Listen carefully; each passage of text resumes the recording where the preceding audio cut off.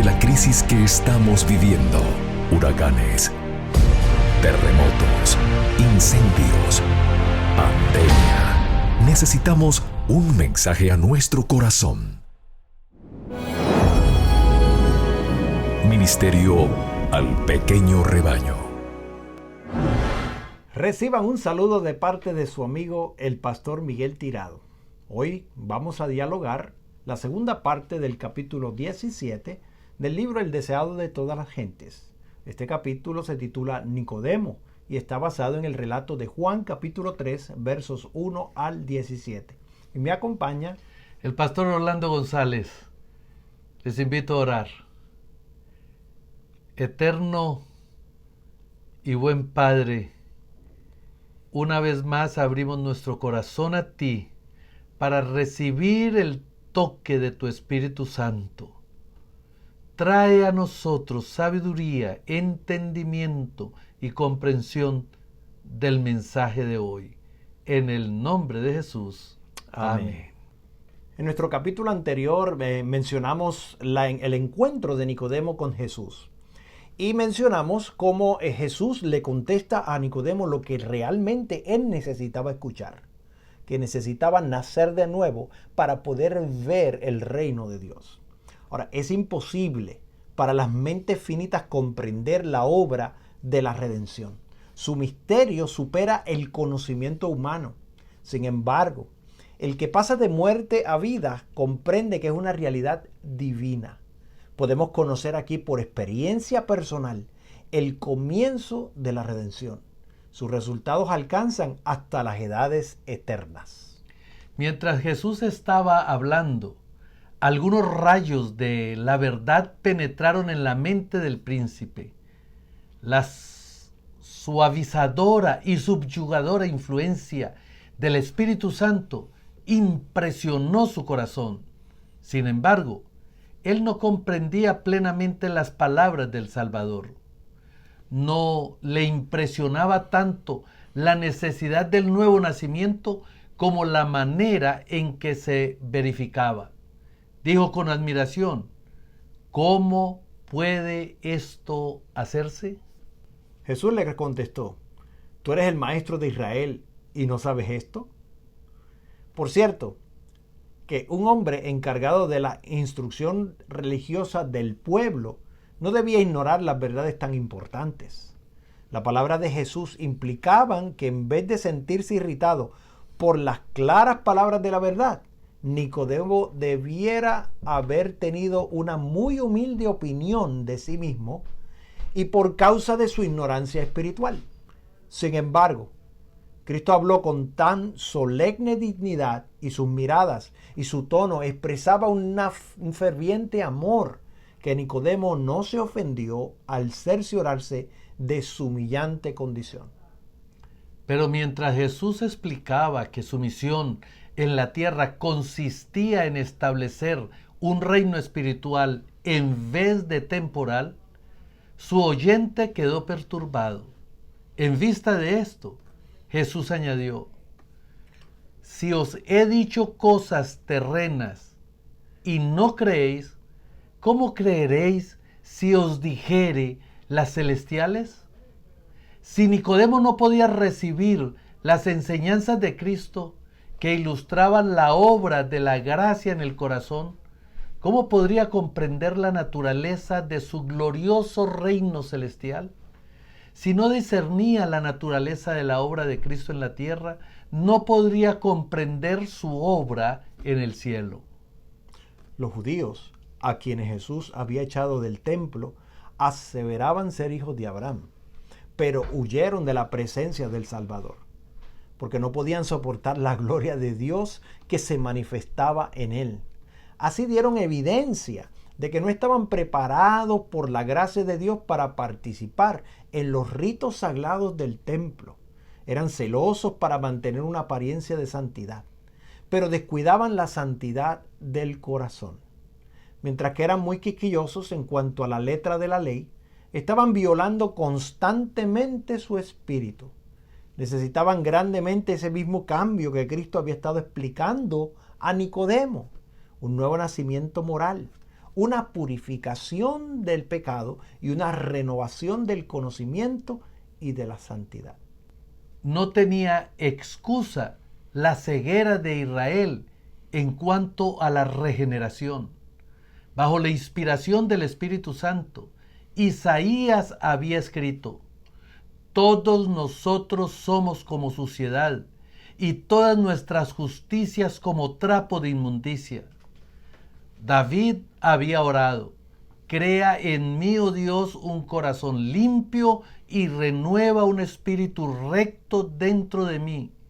Y por medio de Ezequiel había sido hecha la promesa: y os daré corazón nuevo, y pondré espíritu nuevo dentro de vosotros, y quitaré de vuestra carne el corazón de piedra, y os daré corazón de carne, y pondré dentro de vosotros mi espíritu, y haré que andéis en mis mandamientos. Nicodemo había leído esos pasajes con mente anublada, pero ahora empezaba a comprender su significado. Veía que la más rígida obediencia a la simple letra de la ley, tal como se aplicaba a la vida externa, no podía dar a nadie derecho a entrar al reino de los cielos. En la estima de los hombres, su vida había sido justa y honorable, pero en la presencia de Cristo sentía que su corazón era impuro y su vida profana. Nicodemo se sentía atraído a Cristo. Mientras el Salvador le explicaba lo concerniente al nuevo nacimiento, sintió el anhelo de que ese cambio se realizase en él. ¿Por qué medio podría lograrse? Jesús contestó la pregunta que no llegó a ser formulada. Como Moisés levantó la serpiente en el desierto, así es necesario que el Hijo del Hombre sea levantado, para que todo aquel que en él creyese no se pierda, sino que tenga vida eterna. Ahora, este terreno era familiar para Nicodemo. El símbolo de la serpiente alzada le aclaró la misión del Salvador. Cuando el pueblo de Israel estaba muriendo por las mordeduras de las serpientes ardientes, Dios le indicó a Moisés que hiciese una serpiente de bronce y la colocase en alto en medio de la congregación. Luego se pregonó por todo el campamento que todos los que mirasen la serpiente vivirían. El pueblo sabía muy bien que en sí misma la serpiente no tenía poder de ayudarle. Era un símbolo de Cristo. Así como la imagen de la serpiente destructora fue alzada para sanar al pueblo, un ser en semejanza de carne de pecado iba a ser el redentor de la humanidad.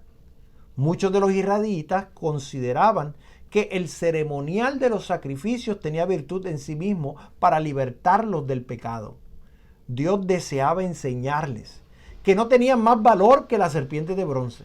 Debían dirigir su atención al Salvador, ya fuese para curar sus heridas o perdonar sus pecados. No podían hacer nada por sí mismos, sino manifestar su fe en el don de Dios. Habían de mirar y vivir.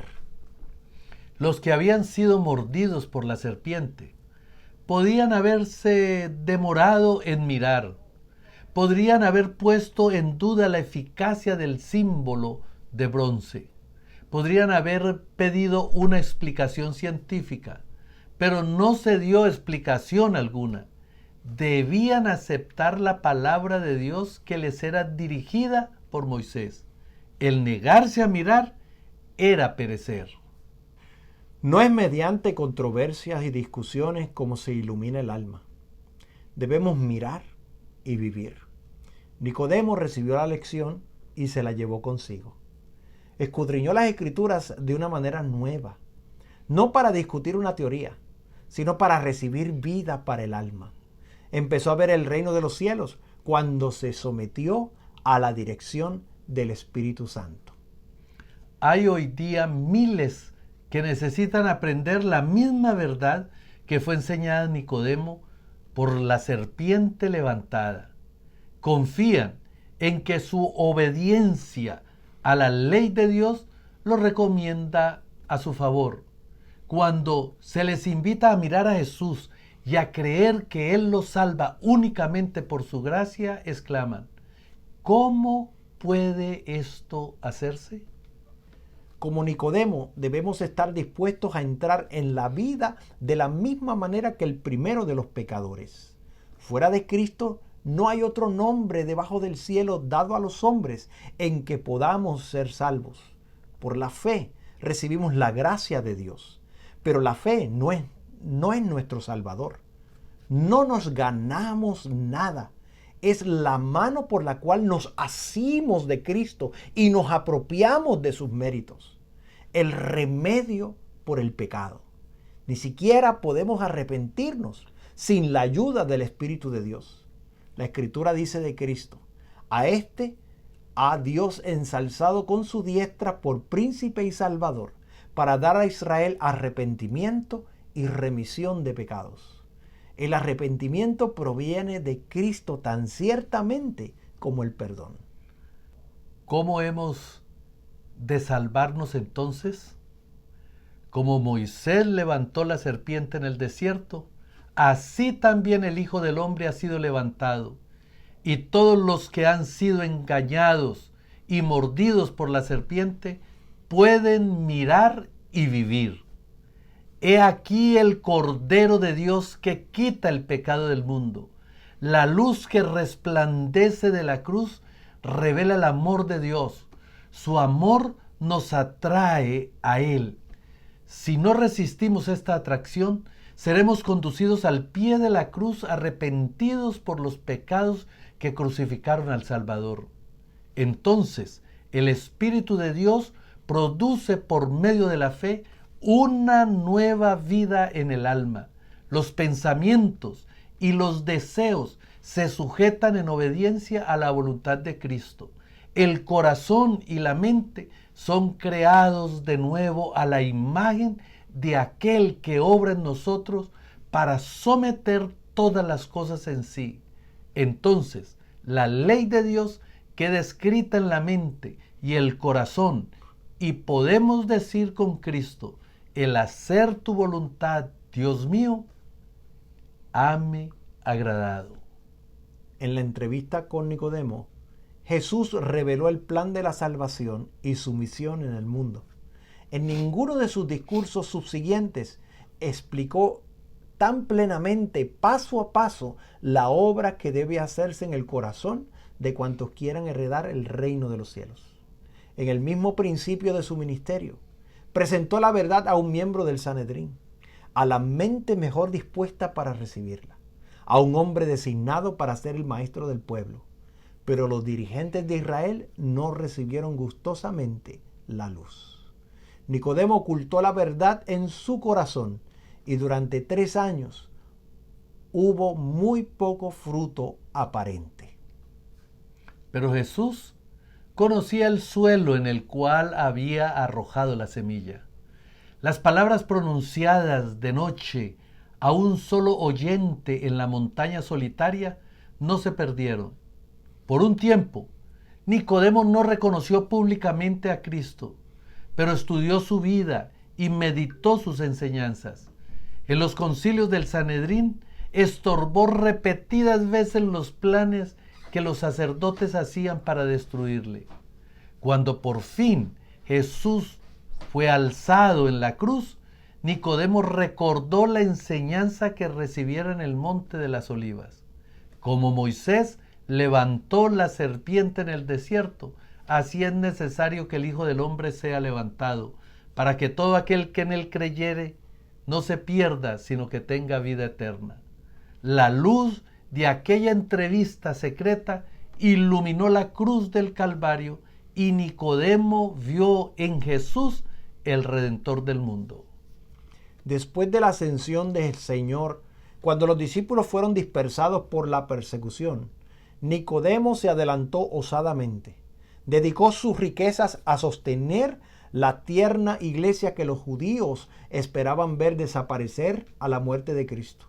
En tiempos de peligro, el que había sido tan cauteloso y lleno de dudas, se manifestó tan firme como una roca, estimulando la fe de los discípulos y proporcionándoles recursos con que llevar adelante la obra del Evangelio. Aquellos que en otro tiempo le habían tributado reverencia, le despreciaron y persiguieron. Quedó pobre en los bienes de este mundo, pero no le faltó la fe que había tenido su comienzo en aquella conferencia nocturna con Jesús. Nicodemo relató a Juan la historia de aquella entrevista y la pluma de éste la registró para instrucción de millones de almas. Las verdades allí enseñadas son tan importantes hoy como en aquella solemne noche que sombreara la montaña donde el gobernante judío vino para aprender del humilde maestro de Galilea el camino de la vida. Querido amigo, hoy la experiencia de Nicodemo puede estarse repitiendo en nuestras vidas. El Señor anhela transformarnos y cambiarnos. Él abre sus brazos y nos invita: venid a mí, todos los que estamos angustiados, cargados y afligidos, y Él nos hará descansar. Y Él nos transformará para estar con Él para siempre. Te invito a que juntos caminemos en la dirección de un encuentro con nuestro Salvador y Redentor. Quisiera orar, pastor. Oremos. Amoroso Padre, cuán hermosas son tus palabras al saber que si somos mordidos por una serpiente, si somos engañados por el enemigo, podemos levantar nuestra mirada y verte a ti en la cruz del Calvario. Y con solo mirar esa cruz, tu poder sanador evitará que muramos por la venenosa mordedura de esa serpiente. Amén. Solamente tú puedes hacer un milagro tan hermoso, salvarnos del pecado. Gracias. Gracias por ese regalo. Gracias por vertir en la cruz por nosotros. Deseamos entregar nuestra vida a ti. Deseamos que tú tomes nuestro ser y nos transformes a tu voluntad. En el nombre de Jesús. Amén. Amén. Esto ha sido un mensaje al pequeño rebaño. Bendiciones. Dios te bendiga.